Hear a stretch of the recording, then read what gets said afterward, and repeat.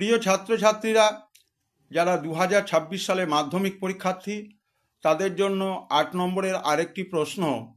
সশস্ত্র বিপ্লবী আন্দোলনে ছাত্র সমাজের ভূমিকা আলোচনা করো। সশস্ত্র বিপ্লবী আন্দোলনে ছাত্র সমাজের ভূমিকা আলোচনা করো। এই প্রশ্নটি লিখবার জন্য তোমরা কি কি বিষয় লিখতে পারো বা কোথা থেকে লিখবে, এই বিষয়টাই কিন্তু প্রথম জানা দরকার।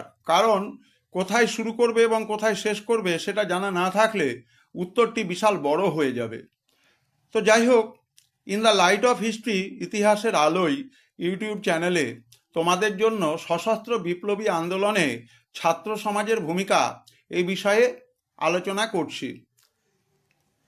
এই যে ছাত্রদের বিপ্লবী আন্দোলনে যোগ দেওয়া, এটা কিন্তু 1902 সালে আমরা দেখতে পাই যে অনুশীলন সমিতি তৈরির মধ্য দিয়ে বাংলায় যে বিপ্লবী কর্মপ্রচেষ্টার সূচনা হয়, 1915 সালে তার প্রথম পর্যায় শেষ হচ্ছে। অর্থাৎ 1902 থেকে 1915 এই সময়ের মধ্যে যারা যুক্ত ছিলেন ছাত্র এবং কিশোররা বিপ্লবী আন্দোলনে, তাদের মধ্যে ক্ষুদিরাম, প্রফুল্ল চাকি, কানাইলাল, সত্যেন্দ্রনাথ, এরা সকালেই ছিলেন অল্প বয়স্ক কিশোর এবং ছাত্র।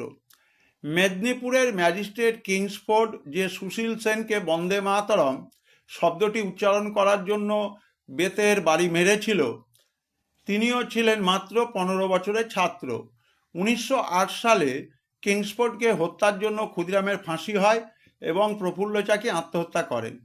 1915 সালে বাঘা যতীন বা যতীন্দ্রনাথ মুখোপাধ্যায়, তার নেতৃত্বে উড়িষ্যার বুড়িবালামের যুদ্ধে ইংরেজদের সঙ্গে যুবক ও ছাত্র সমাজের যে সংঘর্ষের ঘটনা ঘটে, বরিশালের ষড়যন্ত্র মামলা, আলিপুর ষড়যন্ত্র মামলা, হাওড়া ষড়যন্ত্র মামলা, এই যে সমস্ত মামলাগুলো হয়েছিল, আমি মামলাগুলো বললাম, বরিশালের ষড়যন্ত্র মামলা, আলিপুর ষড়যন্ত্র মামলা, হাওড়া ষড়যন্ত্র মামলা, এরা সবাই কিন্তু ছিলেন অভিযুক্ত তরুণ।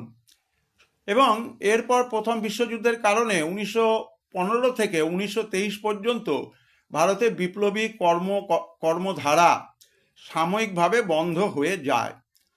আবার দেখতে পাই 1924 সালে মাস্টারদা সূর্য সেনের নেতৃত্বে এই আন্দোলন আবার জোরদার হয় এবং সেখানে চট্টগ্রাম অস্ত্রাগার লুণ্ঠন, জালালাবাদের যুদ্ধ, প্রীতিলতা ওয়েদাদার, কল্পনা দত্ত, আনন্দ গুপ্ত, গণেশ ঘোষ, অনন্ত সিংহ, এদের কথা জানি। আমরা জানি বেঙ্গল ভলান্টিয়ার্সের অধীনে থেকে ছাত্রদের অংশগ্রহণ। সুতরাং এই পর্যন্ত তোমাদের উল্লেখ করতে হবে এবং সেটা শেষ হচ্ছে যে আমাদের বিনয় বাদল দীনেশ বা অলিন্দের যুদ্ধে এসে শেষ হয়ে যাচ্ছে।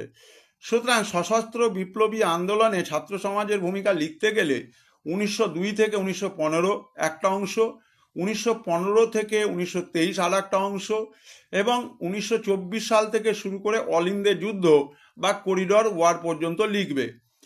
তোমরা in the light off history, ইতিহাসের আলো ইউটিউব চ্যানেলে প্রশ্নগুলির উত্তর কি হতে পারে সেই নিয়ে আলোচনা পাচ্ছ।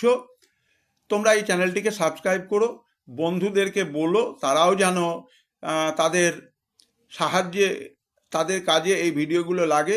এবং সর্বোপরি তোমরা সবাই ভালো থেকো, তোমরা সবাই সুস্থ থেকো।